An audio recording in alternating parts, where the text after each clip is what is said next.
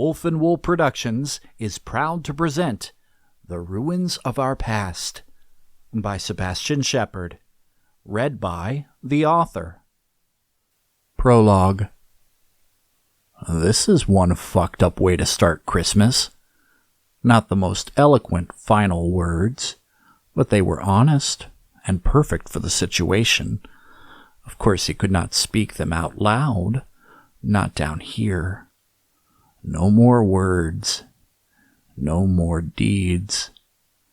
As a boy, he had never been able to open his eyes while submerged, but somehow he was looking around in the murky, muddy water, shady and brackish blue.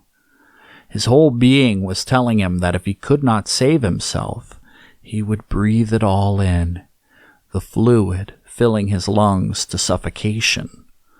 The world would darken around him, and he would sink into the quagmire below. He would have to act quickly if he wanted to live. Only he wasn't convinced he did wish to live. No more dreams. No more nightmares. I can't believe I rented a tux for this. He had had enough of this world, and the world seemed to know he was teetering on the brink. After all, it was the very earth which was trying to swallow him. Bubbles rose from his nostrils as he looked at the thick sheet of ice above his head. He could not see a break, a window to the surface, but he knew if he looked hard enough, he'd find the opening his body made on the impact that had landed him in this silent, frozen hell. No more debts. No more harassing creditors. Damn it. I lost a shoe. There was no telling how long he'd been in the water, but he knew there couldn't be much more time before everything most people feared would start happening. Already his fingers were numb. Already his chest and stomach were crying for warmth. The remaining air in his bloodstream was fighting to keep the machinations of the body working. Somehow, he found serenity in it all. Maybe it was God's hush bringing this calm. Yeah, maybe, but it was probably just the head wound.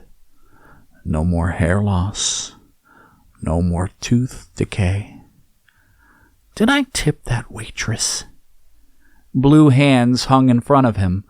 Suspended in the water, they reminded him of the limbs of a tree, blown lightly by a passing breeze.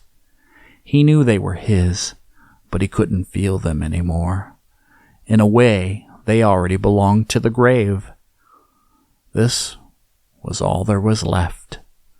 Just to float, and then to die.